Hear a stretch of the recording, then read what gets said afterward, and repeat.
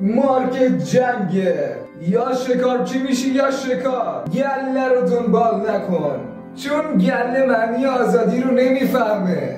آزادی یعنی خلق کردن، نبرده بودن. پس بگو تو کدومی؟ به دراوین افکس خوش اومدی. ببینیم یورو امروز میخواد چه حرکتی بزنه. 3 ژون هست، 3 و اوکی ببینیم چیکار قرار بکنه. بریم تا فریم 18 دقیقه‌مون.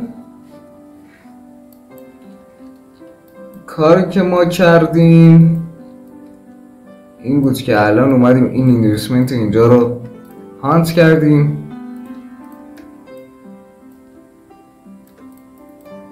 و از این زون سعی کردیم که برگردیم حالا یه پول بک بزنیم.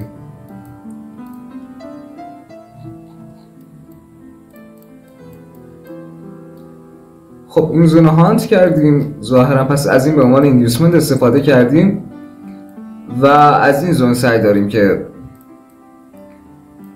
یه پول بک بزنیم. قرار نیستم ریورس بشیم از اینجا، بدون شک قرار یه دونه پول بک داشته باشیم و بعدش ادامه روندمون رو بریم. حالا بذارید ما یه دونه سایکل کوارتز بندازیم ببینیم که اوضاع از چه قرار هستش.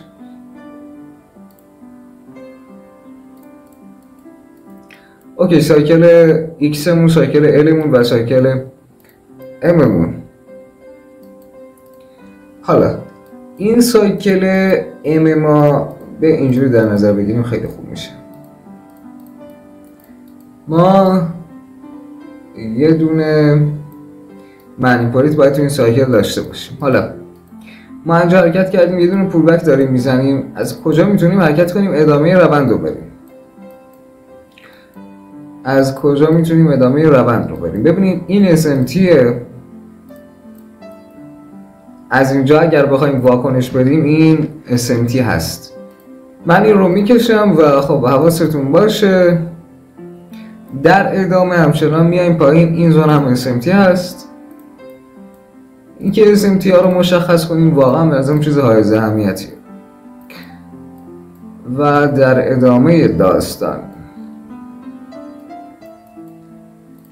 حداقل جایی که میتونیم بیایم پایین از اونجا بریم بالا احتمالاً اینجاست. اگه از همینجا الان حرکت نکنیم که فکر نمی‌کنم قرار باشه اینجا حرکت کنیم بریم بالا.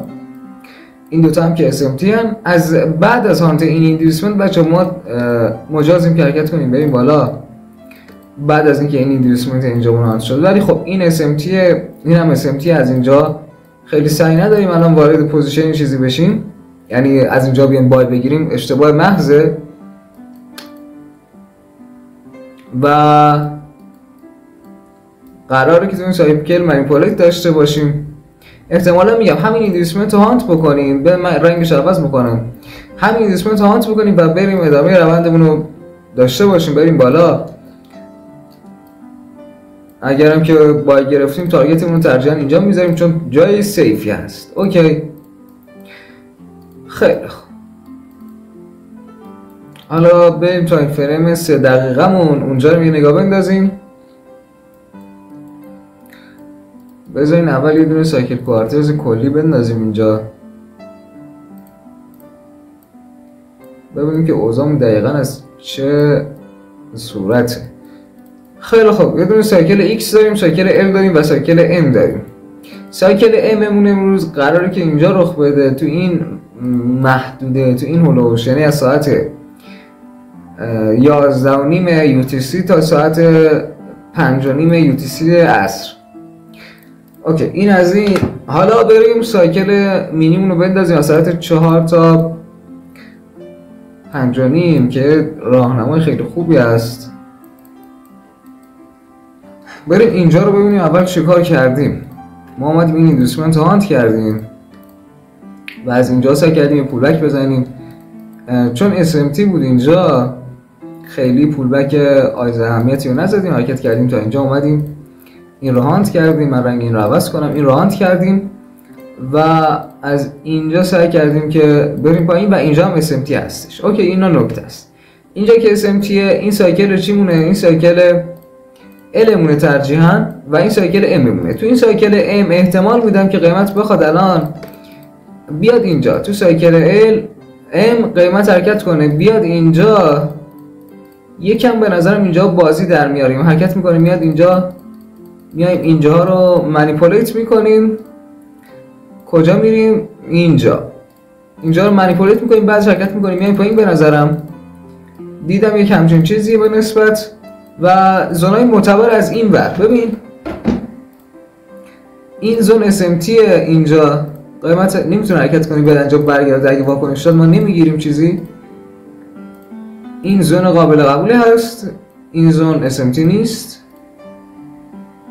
اینو سبز میکنیم اوکی. و در ادامه داستان همینجوری که میایم بالا به اینجا خیلی امید ندارم، خیلی امیدی به اینجا نیست و خب ما تا اینجا تارگتی در نظر میگیریم. اگه اینجا بای گرفتیم، اگه اینجا بای گرفتیم که نه، اگه کلا اون پایین بای گرفتیم و اگر الان قیمت رسید به اینجا، ما اومدیم روی این ارده بلاک بای گرفتیم، تارگتمون میشه کجا؟ میشه اینجا.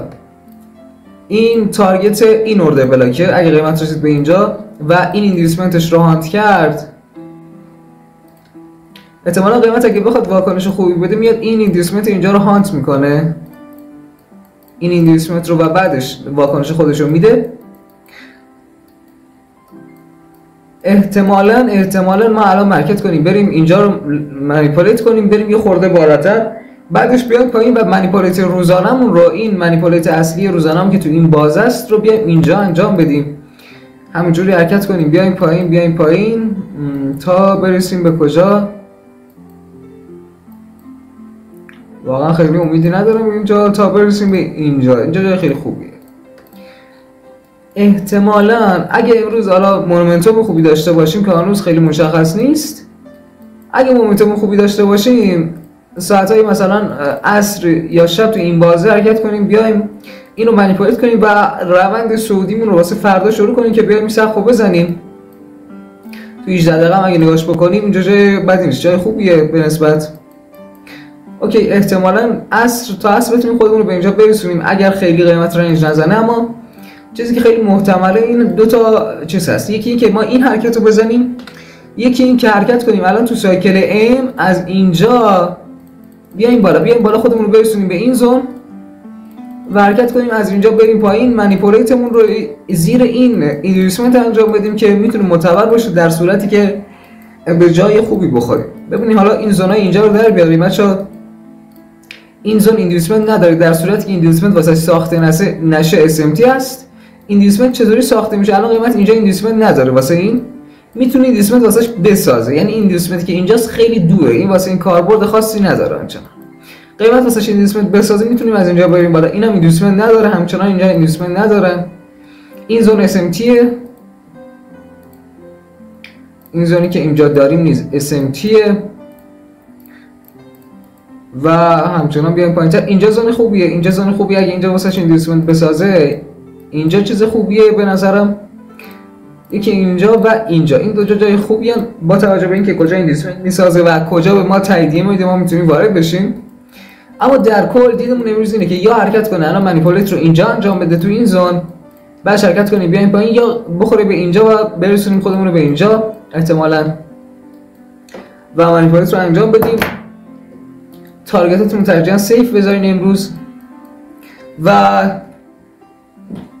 موفق باشید و یا حق مرسی که همراه بودید.